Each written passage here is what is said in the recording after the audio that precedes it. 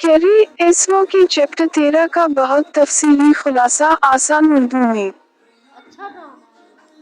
Chapter 13 जज्बात, यादों, खुशी, उदासी, राजों और कैरी की एक बड़ी गलती से भरा हुआ है। इस चैप्टर में दिखाया गया है कि जंग के दौरान स्कॉटलैंड वापस जाने से पहले बच्चे वादी में अपना आखिरी दिन गुजार रहे हैं। सब लोग कोशिश करते हैं कि आखिरी वक्त खुशी से गुजारें, लेकिन दिल के अंदर सबको जुदाई का गम महसूस हो रहा होता है क्योंकि शायद वो दोबारा कभी इस तरह इकट्ठे ना रह सके। चैप्टर के शुरू में वक्त बहुत तेजी से गुजरता है। निक बहुत खुश और पुरजोश है क्योंकि जल्द ही वो और कैरी घर वापस जाने वाले हैं। वो हर काम को लास्ट टाइम कहकर इस पर मजाहिया गाने बनाता रहता है।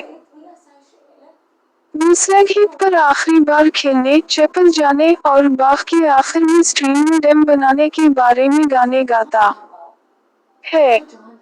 निक हर चीज को एक एडवेंचर की तरह लेता है और हर लम्हे से लुत्फ उठाना चाहता है। कैरी महसूस करती है कि आंटी ली उदास नजर नहीं आ रही। इसके बजाय वो निक के साथ हंसती है, इसके गानों में शामिल होती है और खुश दिखाई देती है। इसकी आंखों में चमक है और वो बगैर वजह के हंस रही होती है।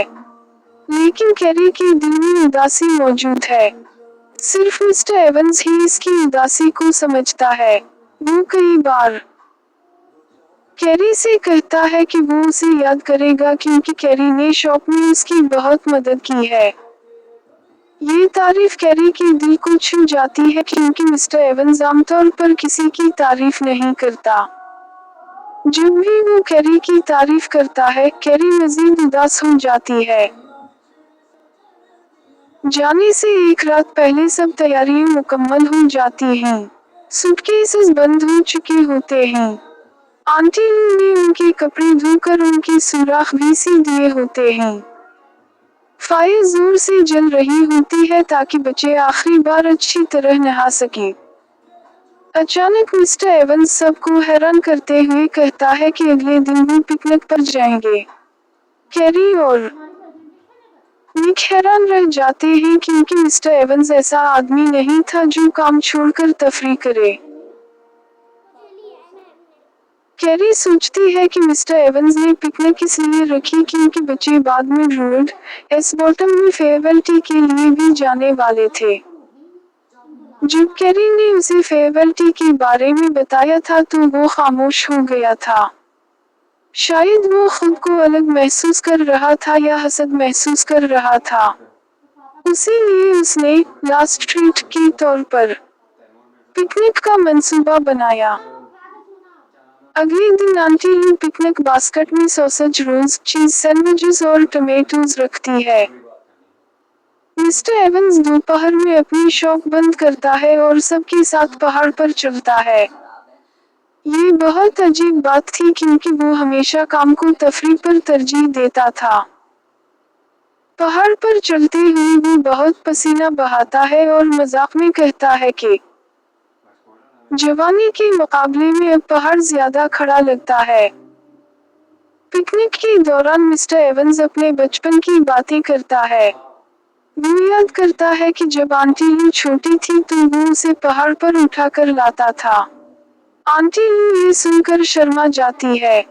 कैरी महसूस करती है कि आंटी ली कुछ अजीब सी लग रही है। वो ख्वाबों में गुम नजर आती है, जैसे वो किसी और के बारे में सोच रही हो। उसके चेहरे पर एक छुपी हुई खुशी होती है। लंच खत्म होते ही मिस्टर एवंस दोबारा काम पर जाने के लिए बेचैन हो जाता है।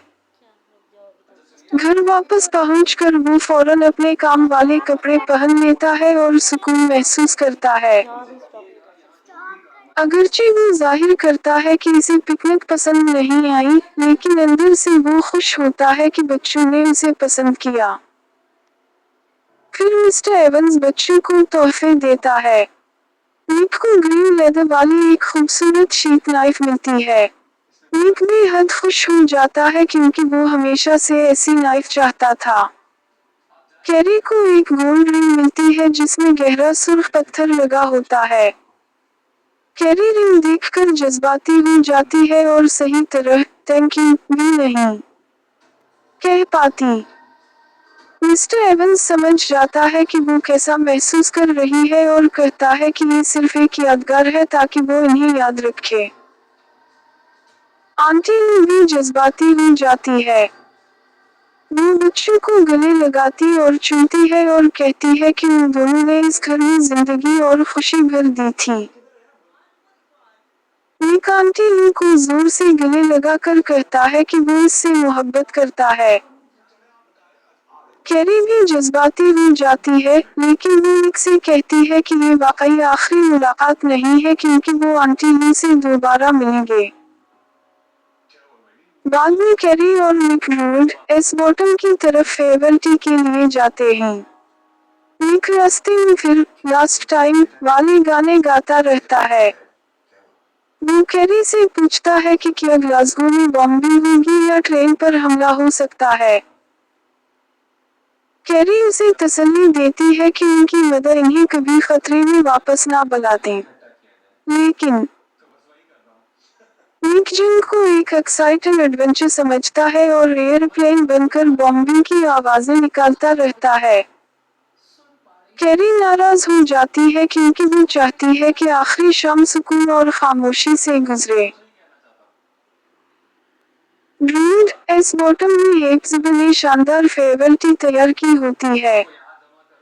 टेबल पर चिकन, सैलड, चीज एंड ऑनियन पाई और बटर वाले ड्रॉप स्कोन्स रखे होते हैं।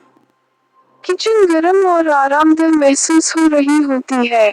चिकन्स खली दरवाजे के पास इधर उधर घूम रहे होते हैं। निक बहुत शौक से खाना खाता है, लेकिन कैरी ज्यादा नहीं खा पाती। उसके दिल में खुशी और गम दोनों होते हैं। इसे लगता है कि सब कुछ बहुत खूबसूरती से खत्म हो रहा है। हेक्सबो मजाक में कहती है कि जब क़यामत के दिन वो कब्रों से उठेगी तो निक सबसे पहले पूछेगा मेरा नाश्ता कहाँ है। सब हंस पड़ते हैं। फिर एल्बर्ट कैरी से इसकी मदद के बारे में पूछता है। कैरी अचानक महसूस करती है कि उसने बहुत अरसे से अपनी मदद के बारे में बात नहीं की। वो घबरा जाती है क्योंकि जल्द ही वो अपनी मदद से मिलने वाली है, लेकिन इतने लंबे वक्त के बाद उसे अजीब लग रहा होता है। निक फख्र से कहता है कि उनकी मदद की आंखें इस जैसी नीली हैं और उनके फादर ने उनसे उसी लिए शादी की क्योंकि वो नेवी में हैं। फिर वो हेक्सबो के खाने की तारीफ करता है और कहता है कि इसकी चीज एंड ऑनियन पाई दुनिया की सबसे बेहतरीन पाई है। कुछ देर बाद माहौल बदल जाता है जब मिस्टर जॉनी अफ्रीकन स्कल को पकड़कर सुलाने लगता है। हेक्सबो अचानक परेशान हो जाती है। वो कहती है कि मिस्टर जॉनी हाल ही में घर की चीजें इधर उधर रख देता है, यहाँ तक कि सिल्वर स्पून्स भी बाहर ले गया था। वो नहीं चाहती कि मिस्टर एवंस को लगे कि चीजें गायब हो रही हैं। एल्बर्ट कोशिश करता है कि स्कल वापस ले ले, लेकिन मिस्टर जॉनी जिद करता है। फिर निक होशियारी से अपनी नई नाइफ दिखाकर इसकी तवज्जो हटा देता है। मिस्टर जॉनी नाइफ में दिलचस्पी लेने लगता है और स्कल दे देता है। इसके बाद कैरी सबको अपनी नई रिंग दिखाती है। हेक्सबो इसे गौर से देखती है। अचानक एल्बर्ट पहचान लेता है कि ये मिसेस गोटून की गार्नेट रिंग है। कैरी चूक जाती है।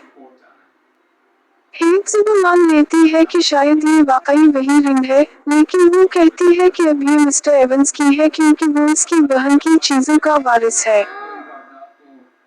एल्बर्ट इस बात से इत्तेफाक नहीं करता। वो कहता है कि मिस्टर एवंस ने रिंग कानूनी तौर पर सब कुछ सेटल होने से पहले ले ली थी। एल्बर्ट को शक है कि मिस्टर एवंस ने मिसेस गोटून की मिसेज भी चुराई थी। इसने लाइब्रेरी में इनहेरिटेंस लॉज पढ़े थे, इसलिए वो पूरे एतमाद से बहस करता है। हेक्सबो इसे लॉयर कहती है, यानी ऐसा शख्स जो हर बात पर बहस करे। कैरी एल्बर्ट की बातों से बहुत परेशान हो जाती है। अब इसे लगने लगता है कि एल्बर्ट शुरू से सही था। इसे यकीन हो जाता है कि मिस्टर एवंस ने लालच की वजह से भी चराई ताकि ड्रूड एस बॉटम अपने कब्जे में ले सके। कैरी को गुस्सा आता है क्योंकि इसे लगता है कि हेक्सबो और मिस्टर जॉनी अपना घर खो देंगे। कैरी स्कल लेकर अकेली लाइब्रेरी में चली जाती है। इसके ज़हन में बहुत से ख्यालात घूम रहे होते हैं। इसे अफ्रीकन बॉय की कस वाली कहानी याद आती है। कहानी के मुताबिक अगर स्कल घर से बाहर गया तो तबाही आ जाएगी। इसे एल्बर्ट की वो बात भी याद आती है कि हॉस पॉन्ड बहुत गहरा और बॉटमलेस है। गुस्से और उलझन में कैरी अचानक स्कल को पूरी ताकत से पॉन्ड में फेंक देती है। स्कल पानी में गायब हो जाता है। ऐसा करने के बाद कैरी कांपने लगती है क्योंकि इसे खुद अपनी हरकत पर शौक होता है। एल्बर्ट वहां आता है और पूछता है कि वो क्या कर रही है। कैरी सच छुपा लेती है। फिर एल्बर्ट उसे बताता है कि हेक्सबो ने मिस्टर जॉनी के साथ रहने के लिए नई जगह ढूंढ ली है। एक फार्म उसे हाउसकीपर रखना चाहता है और मिस्टर जॉनी को भी कबूल करेगा। एल्बर्ट कोशिश करता है कि कैरी को तसल्ली दे और कहता है कि शायद आखिर में सब ठीक हो जाए। कैरी बहुत थकी हुई और खाली महसूस करती है। एल्बर्ट इससे दोस्ती कायम रखने और खत लिखने का वादा लेता है। कैरी खुशी से मान जाती है। लेकिन एल्बर्ट अजीब अंदाज में शर्मीला लगता है, जैसे उसे कुछ शक हो लेकिन वो कहना ना चाहता हो। जब कैरी और निक ड्रूड एस बॉटम से वापस निकलते हैं तो हेक्सबो कहती है कि मिस्टर जॉनी इन्हें रास्ता दिखा देगा, लेकिन कैरी कहती है कि अब वो नहीं डरती। रास्ते में दरख्तों के दरमियान उसे फिर वही सांस लेने जैसी आवाज सुनाई देती है जो पहले उसे डराती थी। लेकिन अब वो आवाज डरावनी नहीं बल्कि पुरसुकून लगती है। घर जाते हुए निक बार बार हंस रहा होता है। कैरी नाराज होती है क्योंकि इसे लगता है कि आंटी ली के देर से आने पर परेशान होगी। लेकिन जब वो घर पहुंचते हैं तो देखते हैं कि हर जगह लाइट्स जल रही हैं और आंटी ली घर पर मौजूद नहीं। आखिरकार निक राज बताता है। आंटी ली मेज कैस हापर के साथ चली गई है और अगले दिन उन दोनों की शादी होने वाली है। निक पहले से जानता था क्योंकि इसने इनके दरमियान मोहब्बत महसूस कर ली थी। कैरी हैरान और थोड़ी नाराज हो जाती है कि निक ने उसे नहीं बताया। निक समझाता है कि इसने राज इसलिए रखा क्योंकि कैरी हमेशा मिस्टर एवंस के लिए अफसोस महसूस करती थी और शायद वो उसे सब कुछ बता देती। चैप्टर के आखिर में कैरी कहती है कि अब उसे मिस्टर एवंस के लिए कोई अफसोस नहीं रहा। ये जुमला दिखाता है कि रिन और मिसिंग की हकीकत जानने के बाद उसके जज्बात मुकम्मल तौर पर बदल चुके हैं। ये चैप्टर बहुत अहम है क्योंकि इसमें खुशी और गम दोनों शामिल हैं। उसी चैप्टर में कैरी स्कल को पॉन्ड में फेंकती है और यही अमल बाद में इसकी जिंदगी के सबसे बड़े पछतावों में से एक बन जाता है।